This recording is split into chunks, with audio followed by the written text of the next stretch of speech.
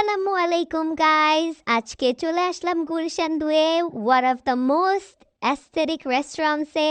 এটা হচ্ছে গিয়ে SY71। তোমরা হয়তো অনেকেই শুনে থেকেছো এই প্লেসটার ব্যাপারে। চলো আমরা ঘুরে আসি। এই রেস্টুরেন্টে রয়েছে 2টা ফ্লোর। এটা হচ্ছে গিয়ে গ্রাউন্ড ফ্লোর এবং ঠিক তার পাশেই রয়েছে সেকেন্ড ফ্লোর, ওই যে দেখা যাচ্ছে। আমরা নিচে গ্রাউন্ড ফ্লোরটা একটু ঘুরে দেখছি। এখানে একটা জিনিস আমি খেয়াল করলাম, স্পেসটা বড় হলেও ছোট ছোট রুম নিয়ে আলাদা আলাদা করে সাজানো হয়েছে।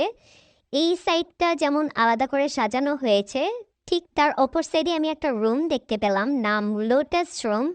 এটা মেইনলি করা হয়েছে একটু প্রাইভেসি মেনটেন করে, যারা কিনা ফ্যামিলি গ্যাদারিংস করতে চায় অথবা যারা কিনা মিটিং করতে চায়, কোনো ডিস্টারবেন্স পছন্দ করে না, তাদের জন্য এই রুমটা পারফেক্ট হতে পারে।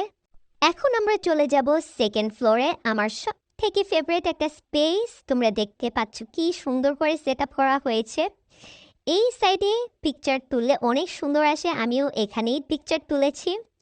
এই সাইডটা হচ্ছে গিয়ে আউটসাইড, আর এখানে ডাইনিং স্পেস। এখানের প্লেসটা মোটামুটি অনেক বড়ই রয়েছে। প্লেস নিয়ে তো অনেক কথা হয়ে গেল, এখন আসা যাক ফুডের ব্যাপারে। এখানে ফুডের প্রাইসটা একটু বেশি, কিন্তু ওদের কোয়ালিটি এবং কোয়ান্টিটি আমার কাছে এনাফ লেগেছে।